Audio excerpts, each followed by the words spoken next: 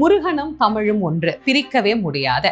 தமிழ் எப்படி இருக்கிறதோ அதே இலக்கணத்தோட முருகப்பெருமானுடைய அமைப்பும் அமைந்திருக்கிறது. முருகு அப்படிங்கிற நாமம் தான் மருவி முருகன் அப்படின்னு வந்தது. அப்போ ஆதியில இருந்தது முருகு அப்படிங்கிறது தான்.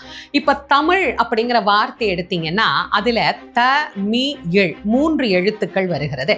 இந்த 3 எழுத்துமே முறையே வல்லினம், மெல்லினம், இடையினம் அப்படின்னு 3 இனங்களை நமக்கு குறிக்கக்கூடியதாக அமைந்திருக்கிறது. அதையே நீங்க முருகு அப்படிங்கிற வார்த்தை எடுத்துக்கிட்டீங்க அப்படின்னா மகரமையின் மேலே உகர உயிரேரியாக மு என்கின்ற எழுத்தும், ரகரமையின் மேலே உகர உயிரேரியாக ரு அப்படிங்கிற எழுத்தும், ககரமையின் மேலே உகர உயிரேரியாக கு அப்படிங்கிற எழுத்தும் அமைந்திருக்கிறது. மு ரு கு. முருகு முருகு முருகு என யார் ஒருவர் உருகுகிறார்களோ அவர்களிடத்திலே கண்முன்னே தோன்றி காட்சி தரக்கூடியவராம் முருகப்பெருமான்.